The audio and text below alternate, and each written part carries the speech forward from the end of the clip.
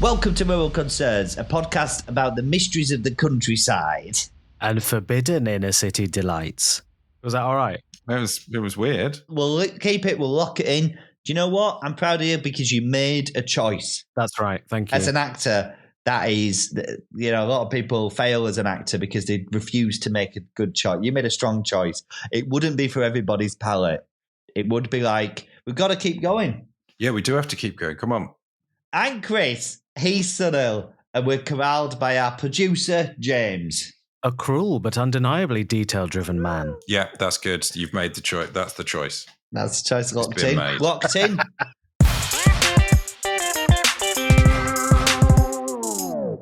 Nicola messaged me quite pointed. It's her birthday today. It's a big birthday. She's having a great time. Sent me a nasty message to say that I actually do struggle to apologise. She says you apologise over trivial things very easy, but when it's something serious, you don't apologise at all. So I said, well, we don't have to be married anymore if that's what you want, if that's how you want it to be. But we decided to...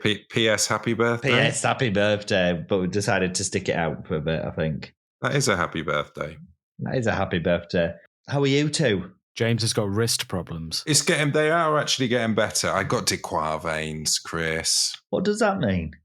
It's this tendon here that goes down the side of your thumb. If you do that, so make a fist with your thumb on the inside, on your main hand, and then try and turn it to the right. If you can't do that, if that's really tight, that's Dequar veins. It hurts a bit. It hurts a little bit, but I can do it, and it's not. I wouldn't. Don't strain yourself. Oh God! Listening to this podcast is just listening to biological decline. I'm older since we started doing this. I'm physically older. Science, isn't it? Chris, what mouse do you use? Oh, I've got a cheapy one. Nothing cool, and if it's good. A good PC device if it has RGB lighting in it, and I just have a normal. I need to sort I'm reaching an epidemic point with me not being able to game properly. It's like getting serious. That is an epidemic. You not being allowed on Steam anymore. Yeah, we've hit the thing now post Edinburgh of like getting back on his feet financially, and we've now run out of we're making money just to get through paying the rent, so we can't, all the home improvements have stopped, so I would say this today, it's like it is quite depressing to just be living in a bit of a building site with no end to it per se, Yeah, I mean, you said it was a multi-year project, right? Yes, quite an intense birthday chat we've had, but we're having a good time. I was like, listen, how are we gonna? Did you have a vape, Sunil? Yeah. Yeah, that's not a ghost. It's just lingering around. Yeah, I know. I've got no airflow in this room because I've had to close it because of noise. I'm seeing faces in that cloud as well, though, Chris. Don't worry. It looks like that bit in Ghostbusters. Well, I've told you about the ghostly goings on in my flat, haven't I? No, you told us about a worm. I'm just can you just allow me 1 minute just to completely, with no point looking at the Google document at all now. Let's just delete that and talk about the ghost. We really did try to keep to a schedule, but we've got to talk about the ghost. I think it's good. I've told you about the teaspoons. No. Just loads of teaspoons just appear. What? I think about 5 or 6 teaspoons appeared in our drawer one night, and Helen swears it's not her, and it wasn't me. No. Who's keeping an eye on the volume of teaspoons? Well, I am, because I take ergonomics of cutlery very seriously, and I only have good, well-weighted cutlery in there, really, and some of Helen's holographic ones. Princess Di? Yeah, there's one Princess Di one.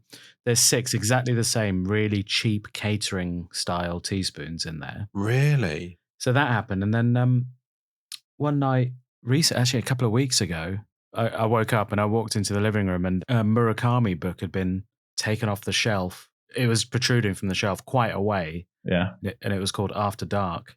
We need to get Helen interviewed. It's like you rule out what is possible and probable, and it's like either you're doing it by accident or Helen's gone fully mad. I think she's either sleepwalking or lying to me, and I will not stand for either.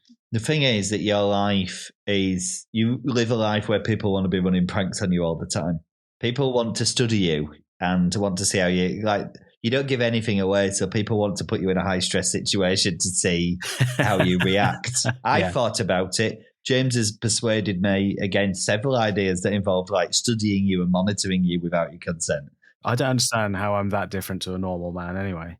I think it is. It's a man fully in control of his own responsibilities. You know, it's right. And like the married man with children wants to study the freedom. We want to be inspired by the freedom of the inner city libertine who does exactly what he wants when he wants and doesn't care about the consequences. I'll strap a GoPro on and you can watch me eat Kit Kat cereal then. I listened back to the episode where you're talking about gelato ice cream, and I did think, like, there's a man who's free. That was my overriding feeling when I got it. I was like, I can't have it. Yeah, you can. All you have to do is just go and get it. Yeah, but we have to schedule it in the diary. I need to get permission. It's a big I don't thing. need to do that. I can't just show up with gelato ice cream and introduce it to my family home with my boy that doesn't eat peas. You know, it's like... Yeah, it's like introducing a predator into an ecosystem, isn't it? Yeah, I can't do it. So is that what you've been up to in the city this week? Being haunted? Well, no, but the teaspoon thing's been going on. That's happened once, and they arrived Actually, do you know what? It was after we got burgled. So we got burgled in February. The teaspoons arrived in about April, May. What happened after we got burgled? An extra knife arrived maybe a week after we were burgled as well. Have you checked all your cupboards properly for people? Yeah. All the crawl spaces? There's no crawl spaces. There's flat above us. Downstairs is a cellar. There's no one living down there. Are you sure? Yeah, I've looked. We had a guy live in our cellar when I lived in London. He tried to use a motorbike cover as a duvet. You fucking serious? Yes. Where was he from? What was he up to? I think he knew the woman in the flat downstairs and she wouldn't let him stay there anymore. So he went in the cellar and used my brother-in-law, who I was living with's motorbike cover as a duvet. And we sort of heard bangings down there and we went to investigate, and he kind of tried to come out and he'd put his hands in the bits where the wing mirrors go. What, like gloves? And he kind of got tangled up. Yeah, like little glow. He kind of got a bit tangled up. Was he sat on a motorbike with his hands in there to keep warm, fast asleep, totally prone? That's Another time he was using the doormat as a pillow, like a doormat. He'd rolled it up to be a pillow. So, sorry, how did he get into the cellar? I guess it was just unlocked. It had like a door to the road and it wasn't locked. Oh, it's a separate entrance to the cellar. Was he like he'd been banished and was being incredibly petty? Like, well, if you're going to kick me out, I'll have to live downstairs then, I guess. On eBay, I ordered one of those. Do you remember those like cheap robots that are like a little sort of cheap Asimo? Yeah. Little human robot. I ordered one of them off eBay and it went missing. And there was a bit where I could legitimately say, I think the man who lives in the basement has stole my robot. I'm glad that's where it went, because I thought for 1 second what you were doing there was, rather than having a direct adult conversation with him, you were buying a robot as a buffer. You know, to like try and get the robot to prod him out of the basement. Like a bomb disposal. You know, when they send the bomb disposal robot in and you're like, with a little speaker, hello, please can you leave this basement? We feel very awkward. Take the motorbike cover off and fold it up and leave it by the door. Sunil, is that flat where the guy, is that the one I stayed at, which was the one where there was a big hole in the floor and the guy covered it with a tennis table? Oh, right, no. You stayed there? Goodness me. I've stayed in your horrible flat. Where did you stay there? On the sofa? In Finsbury Park, on the sofa. It was like an artist's commune, wasn't it? I never sat on that sofa, let alone slept on it. There was a bathtub in the living room. Yeah, and there was mushrooms in the toilet and stuff. It was like... That toilet's abandoned. You're supposed to use the upstairs one. But it was one of these flats where it's like, yeah, I don't know. It wouldn't exist now in that area. We were the last ones that could live in that. You were the last ones that could get that sort of rent deal in that bit of Finsbury Park. He plumbed in a new kitchen in the conservatory illegally. And then there's a pipe running across the floor, the water pipe. And the plumber came around once because there was a leak somewhere, and he looked at the pipe and he went, "This isn't a pipe. It's a hollow mop handle." No. He's used as a bit of piping. Yeah. Wow. But what can you do? Because worst case scenario, you raise these issues. They throw you out and get someone else in, don't they? That's. I think at that stage, if you're in there, you're doing it to pay rent cash, and then just it's very low, and you can move in and out whenever you want. Yeah. No checks. But this is how the arts community, they're sort of being decimated, isn't it? And they can't live. Where do they live? Yeah. Now, where do the poor comedians live? Nobody. I don't know, actually. Nobody is thinking about the poor comedians. How much is rent in a house share these days? I think in London it's like $1,500, 1,800 or something. I think that's the going rate. What, for one room in a flat? I don't know. No, it's not. You don't even live here. Why am I asking you? Yes. Yeah, we don't need to find out rent. London stuff from Chris. You live in a house share in London. James, things got away from us there. We played opposite roles and we don't know why. And if someone had kept an eye on the general tone of where we were going, we might have been able to avoid it. That's all I'm saying. To be fair, I just let you go there and never tried to stop you. I've got a fascinating proposal for you, Chris. As part of my news from the city, last week I was in a seaside town. It's not really the city. I was in Folkestone last week. I'll be there again this week. I'm filming in a abandoned hotel. At one of the biggest buildings I've ever been in. It was not abandoned. There's about 10 people living there in various suites, and they bought the hotel. Is one of them a writer? No, I don't know what they are. I think they're sort of like they're hoping to bring it back to its former glory. But it's an incredible place. It's like it's still got the original like grand piano in the ballroom and stuff. What sort of era are we talking? Like 20s, 30s? Yeah, something like old. 100 years. Yeah. Yeah. Oh, the hotel's at least a couple of 100 years old. I think the king stayed there once or something. But there's loads of these old mad old buildings around that you can essentially take over and swarm as an arts community.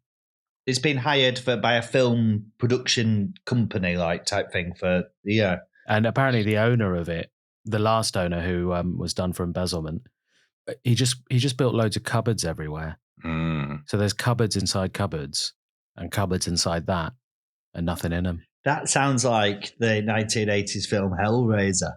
Just like that sounds like a portal to hell.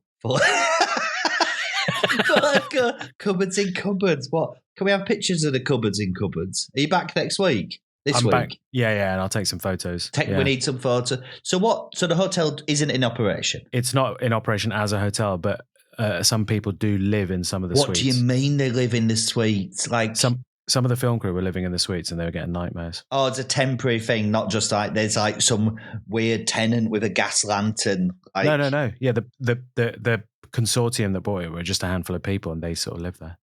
But the film crew were getting nightmares, they said, living in there. I bet they were. I've got some pictures. I'll try and send it. And do you, as what part of what you're doing, is that you staying, are you staying over? I'm not staying in there. I'm sure you could. I stayed in a hotel around the corner, which is run by one. It's like one of those hotels run by one man who's on the door and then making you some eggs in the morning. I don't think that's a hotel. It's called a hotel. He's called it a hotel. What's the font? Something off Word. Right. It's not like sort of that sort of Gothic style. No, it's all cursive. Fuck. Well, that's something, isn't it? We haven't. It'd be good if you could, in terms of this podcast, commit yourself to a night in the haunted hotel. I think that's... Yeah, and record it. I'll tell you what I will do. I'll take a video of, if I can, I'll ask, because someone brought a head torch so they could explore the cellars. So I might go and have a look, see if I can do that. Yeah. Take a video for you. Yes, please. Yeah, no worries. Take the spoons. And this is going to be like Blair Witch style footage. Yeah, just on my iPhone. My friend who makes social media sketches says that iPhones are basically just really good now. So are they good enough that they can pick up the undead? I don't know. We'll see. Probably see a couple of orbs. Yeah. Yeah. This podcast, the tenets of this podcast, improvisation and top end milk, orbs. It's not like it's the natural. Chris, now then, should we get back to the document that you made? I want to tee you up for this thing, but I don't know how to say it. Are we discussing stings here for like this is the countryside and this is the city? We talked about, we've had a 6-month check-in. We're doing it. We thought break these bits up with here is the countryside bit. Here is the city bit. Like, yeah, we'll put a placeholder bit of music in, yeah. Boom, boom, boom, like that. Okay, so. Yeah, boom, boom, boom, like that. Here is the countryside bit. So, what has been going on in the countryside? Thanks for asking. It's crucial that you do continue to ask because that is really the main thing of what this podcast is. Okay, so this week, my father-in-law and mother-in-law took me and my son. Nicole was away.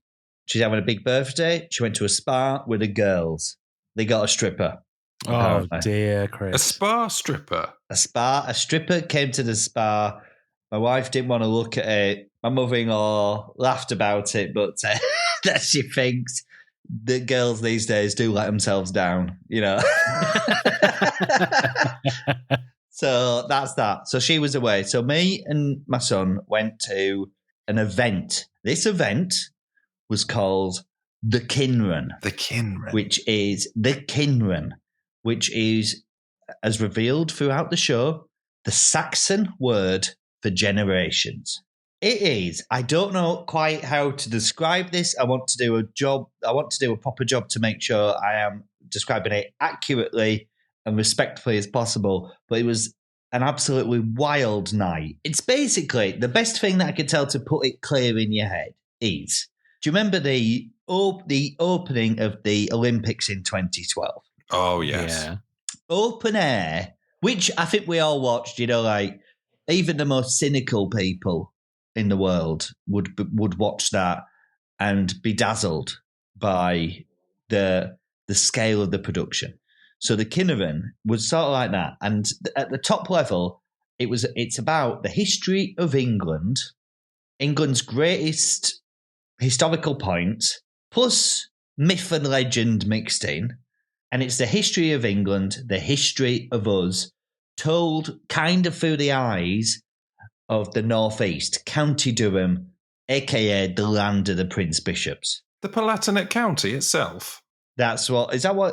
It's called the Palatinate County. County Durham. I think the Palatinate County of Durham, I think Palatinate refers to Prince Bishops. The Prince of it. I think we've touched on Prince Bishops before. I'm very interested in the era of the Prince Bishops and want to learn more. But Bishop Auckland is just gradually exposing itself to be this very interesting thing. I've never heard of this event before. That doesn't mean anything. I'm newish to the area, but I have lived here about coming up on 5 years now. And it's about an hour away from my house. But it's still long enough where I've never heard of this. But it was one of these events that is unfathomably huge. It was, I think it seats 8,000 people and they run it for 2 months a year. It's basically a telling of the history of England. And it starts, I'm trying to describe it. I can't quite get my head around it, but it's like, right, I'll tell you how it starts and I think that'll give you an idea of the scale. So it starts with, you're outdoors. Oh. You sat in a big grandstand style seating thing. It starts as the sun sets, pretty much. And it starts with a little 1940s era boy. It's a couple of boys, couple of girls, like playing football, running around this field. They run towards his house. This little lad called Arthur takes a big kick, kicks this ball at this house. Big smash, you hear. And then it's like the vicar comes out shaking his fist, and the vicar's housekeeper comes out, who's also called Arthur. And then we've got young Arthur and old Arthur. He comes out and he's like, oh, come on, you little scamp. Do you know the history of England? I'm unrelated. No, I've done a rough segue there, but it wasn't much. But the audio is being blasted by the most impressive commercial grade speakers that you've ever heard in your life. So are they mic'd up, or is it like do you reckon they're saying it live? No, it's like they're playing it, and the actors that are visually on this field are like playing it big to convey the conversation that they're having with their bodies. Like when I want to see Bluey live, yeah. Like Bluey live. So that sets up. And then there's a bit of a jump narratively in that old Arthur sends young Arthur on a quest through time via a clock tower that comes, at this point, a clock tower comes out of a lake. Like, the production value of this was off the charts. This was like this giant, and then from that point on, the little boy goes through like lots of eras of history, and like we go to the Roman invasion, and Queen Boudica fighting back against the Romans, and it's like a celebration of that. But it goes up through, and then we end up everything from like a Viking invasion that happened in the northeast and coming over, and a big battle. So it's like battles and a Viking longboat, not submerges, the opposite of submerges. Emerges from this lake with Vikings under it coming out of the sea. What? And there's battles, there's fires, they recreate 1066. Someone gets Harold gets an arrow in the eye live. There's fire, there's explosions. And it goes all the way through from like the Roman era right through to, and just brace yourself, boys, because this is going to hit you emotionally, the death of Queen Elizabeth II. Whoa. We go from there to there. And then I just, like I said, this is sort of gobbling my mind up. And as well, I'm like, like any production that I watch now, I watch it with the eye of a technician. It was so big. And apparently when we started asking people, once a year, September and August at the weekends, like Friday, Saturday, they do a show. It is put on it is funded by, or was kicked off by this guy that is a big financial benefactor in Bishop Auckland, which I knew anyway, and is a very interesting thing where this guy I think he's on the Financial Times rich list, has basically invested loads of money in former mining town Bishop Auckland, which has elevated, like you walk around Bishop Auckland, it's like a town in the northeast, but it's got just inexplicably really fancy stuff in it. Do you know what I mean? It's got like cutting edge, there's like a clock tower that's really striking, and they have loads of fancy events. And it's because of this guy has basically organised a big flux of investment into the town, which fascinates me anyway. Like that sort of thing of somebody using a town as a hobby.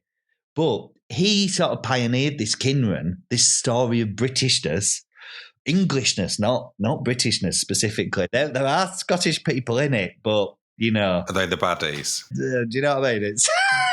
So he pioneered this Kynren, and the Kynren, it is cast and acted by the community. Oh, yeah, they're all volunteers. So, yeah, someone told me there's like 1,000 people involved. The cast are trained and acted to be in this. And it I got some, with this one, I know we don't do research because it really hinders us from just making stuff up on the fly. But with this, I wanted to get it right. So I went on the Wikipedia page.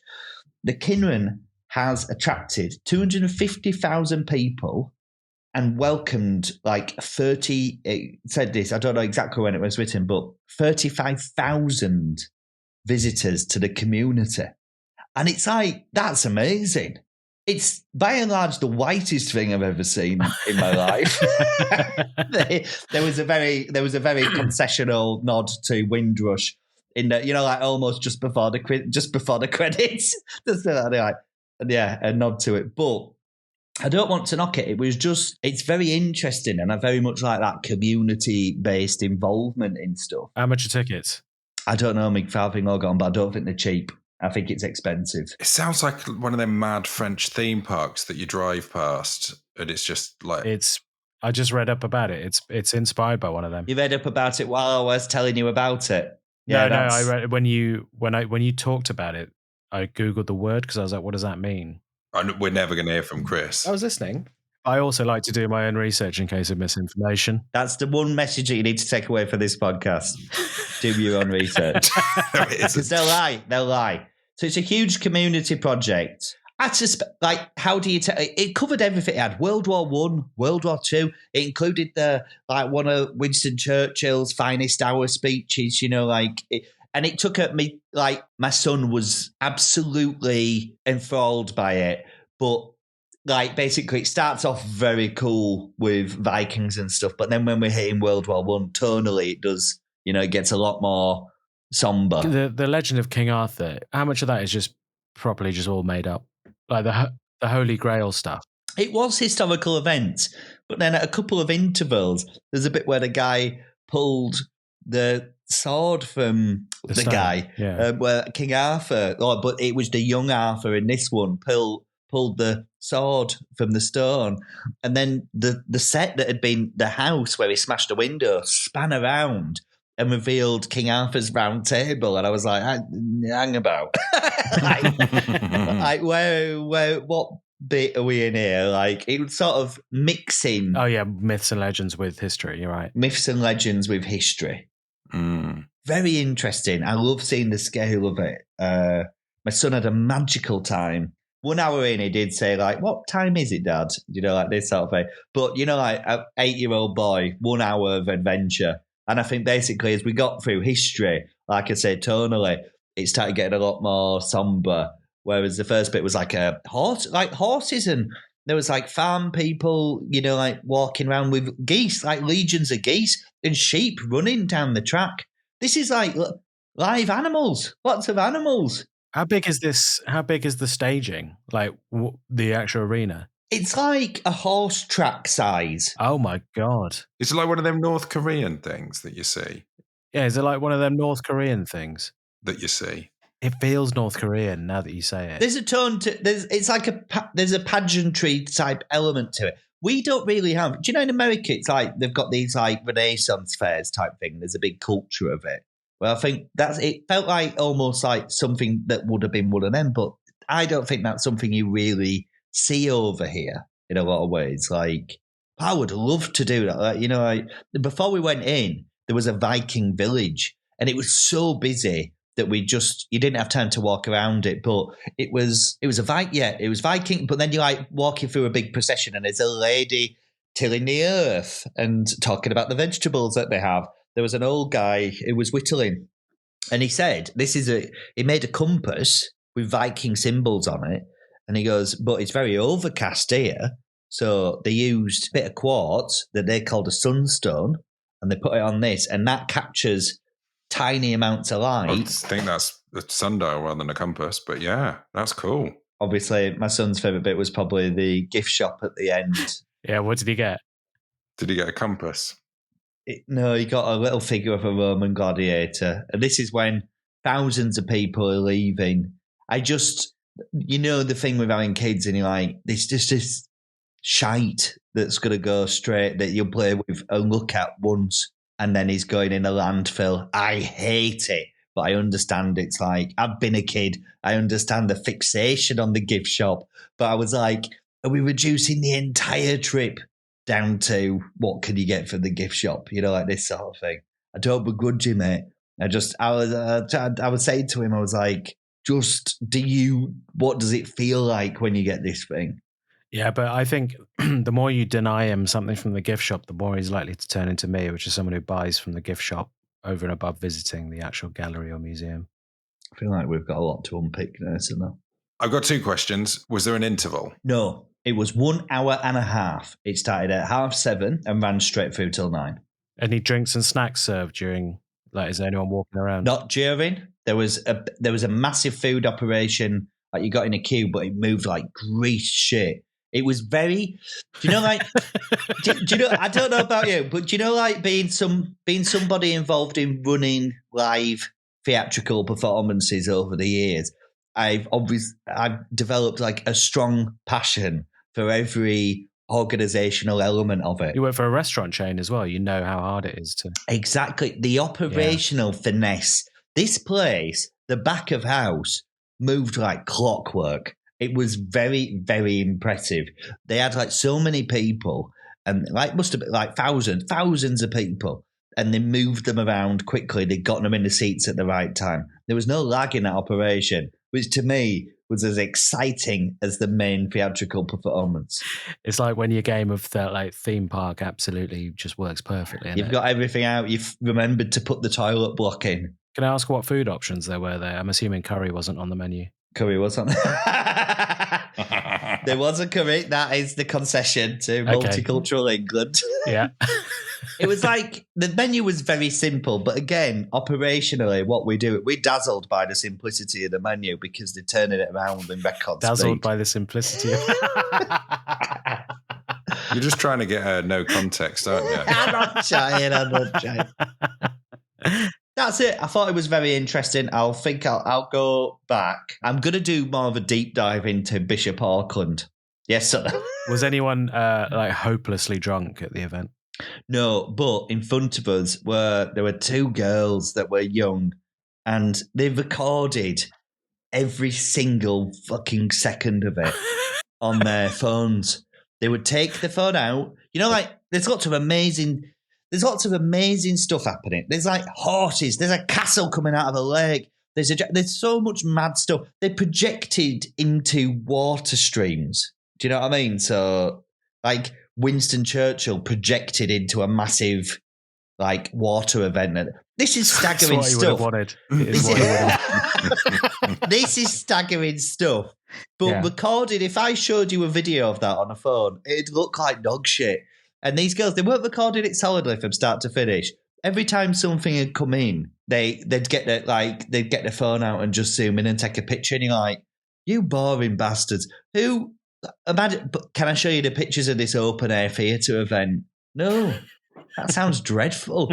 At the end, I nearly said to him, you know, like, did you get it all? Just to, like, when are you going to release it? You know, but just held my tongue. Yeah. And there was a guy, they got to the point of they did this, the suffragettes, and one guy booed. Because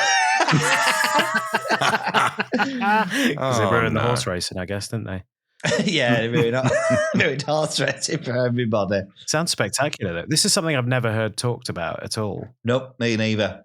It was, do you know, like one of the, like a secret, like an open secret or something like that. It's just... In Ireland, they have this event called the Ploughing. Yeah, but apparently 250,000 people visit it every year. As in, it's a one-off. It's like a weekend or a week or something. It's a ploughing competition, I think. I need more info on that. I'll look it up for the next episode. Right. We need to further dig in. Ploughing? Yeah. Further dig in. Ghosts. Further dig in Bishop Auckland's mysterious benefactor. These are things that we'll come back to in every episode. I actually have heard of him, but yeah. And we'll talk about that. Yeah, of course you have, because I've been sitting here talking for fucking 20 minutes. You've been Googling everything. Perfectly silent. Thanks for your involvement. I was letting you speak. I was giving you space to speak, actually. All right. Gift shops. We'll do that. We'll do more digging. We're going to have to wrap up the recording soonish. Yes. Because I've got an appointment. What's that? In my commitment to the countryside and a desperate scrabble for regular content. Go on. I was in a pub this weekend, and it was the annual finale of my village's leek club. The leek club, apparently, I found out, was established in 1958 in my village. And once a year, people submit leeks to be judged by a committee to win prizes. Apparently, it took a break in COVID, came back last year with 10 people involved, and it's this year had 16 people involved, and they're just really keen for people from the community. So I know they were like, does anyone want to join? And I was like, in my head, I'm like, well, this is something that we can talk about. We can keep everyone up to date with the ongoing trials of rearing leek to a professional competition grade. I won't lie, lads. I'd put away quietly £4 of Guinness. And I was like, yeah, I'll be there. I'll be there for the AGM tomorrow. So I'm going to go to the League Club AGM in 15 minutes. Well, that's great. Can you come back to us with a list of what qualifies a leak to be competition worthy? Yeah, I need to. The list is quite, honestly, it's quite girth focused. Is the winner the one you can't get up your ass? You can't get back out. I don't know the ins and outs. Literally. Hey. But I'm going to find out, and then we're going to go on a leek journey. There's a man in the village that has never given me time of day before, never spoke to me. I've nodded at him, I've waved to him. He's never almost like I've been invisible. But last night, talked to me at great length about leaks. But there's lots of stuff to consider. The only thing I'll say is there were lots of leaks that were too big. That one you've sent us pictures. The one that came first. The one that came first is a monster. It is. That is Farmer Neil. He has won for the last 3 years. And you can't play if you're a farmer. Well, yeah, because I've got a raised bed in my garden. So how many leaks am I looking at? And you have to submit 2 leaks. But I've got a raised bed. I'm getting like 4 leaks out of that, you know. So they all have to be winners, presumably. And I'm not this into Sligo Farmer Neil at all. I like Farmer Neil; he's a good lad. But presumably, he can throw like a big swathe of land at that. It's a numbers game for Farmer Neil. Yeah. So I might have to bring in my mother and father-in-law with a bit more. They have a bit more land to play with than we do because we don't really have a garden, and nor do I want one. Nor do I want a garden. But I said to my mother-in-law, I was like, do you want to come and do the leeks? Should we do the leek growing competition next year? What did she say to that? She said, I'll leave it to you young ones. The thing is, what you could do as a young man is use the power of the internet, which I assume a lot of the other people aren't using. Yeah, they'll be using like old-fashioned... Yeah, you can type in, how do I grow big leek into Google. Talk to ChatGPT. Yeah. Explain. We're not talking about AI, but I can get the AI to plan out. But the AI, if I talk to AI, it'd be like crack batteries into the soil water. Do you know what I mean? They go mad, don't they, the AIs? I was hallucinating. Maybe some listeners know like good leak technique. I think we offer the leak. They can name the leaks via the Patreon support. Well, your 4 leaks. But I wonder, some of the leaks that were the lowest in the league, you know, like the last place. Yeah. They were just like, they were like the leak league. That's very good. Those leaks were not much different to the ones that you would buy in the shop. Do you know what I mean? Right. But I wonder if the ones that were the winners and were bigger than the winners, because you can be too big, there's a size limit, which is very interesting. I'll find out what it is tonight. But I wonder whether they taste horrible. I wonder whether they're being bred for qualities that don't necessarily make... Like them big strawberries that just taste the water. Like the big strawberries, like, wow, it's massive, but it's like fruitless. It's like joyless experience. I wonder, but all I can say is we've got a year's worth of exciting stuff to bring back round to the leak contest. Hopefully there's an award for most amount of friends made while making leaks. Oh, yeah. This is what it is. I'm already bringing my new friend, Dave, from the village. He's good. I was like, should we do this leak thing? And I think he was hoping that I'd sobered up from my 4 pints and changed my mind. But no, he's like, no, let's. I said, let's give it a go. Let's do it.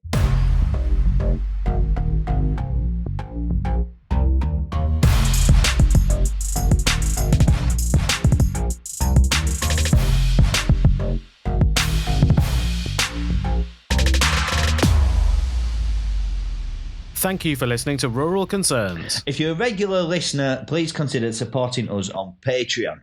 For less than the price of a pint of Graham's Gold Top Viscous Discharge, you'll get bonus episodes and access to the Creamery, our Discord server where everyone talks about barista-grade coffee and very salty butter. If that sounds like fun, get involved. Head to patreon.com/Rural Concerns. Yeah, or alternatively, you can drop us a 5-star review on Spotify or Apple Podcasts. Please note, it does have to be a 5-star review. If it's 4 or less, it will signal to the internet algorithm that oversees our content choices that you're a deviant, and every time you open your phone, you'll just see pictures of monkeys sucking themselves off.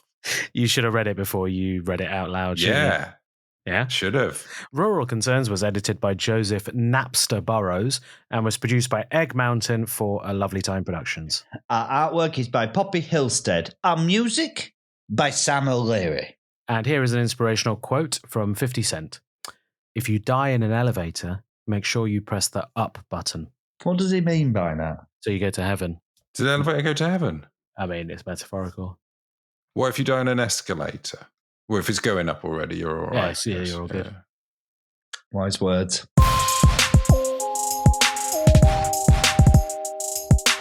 It's not technical, Chris. You're too loud. What am I meant to do about that? Just calm down. Stop shouting. I can't do that. How do I do that? Oh no, I can't. Is that touch focused? Yeah, across the top. I don't even know how this bit of kit works. No. I don't want to apologise. Stop shouting then. You won't have any need to.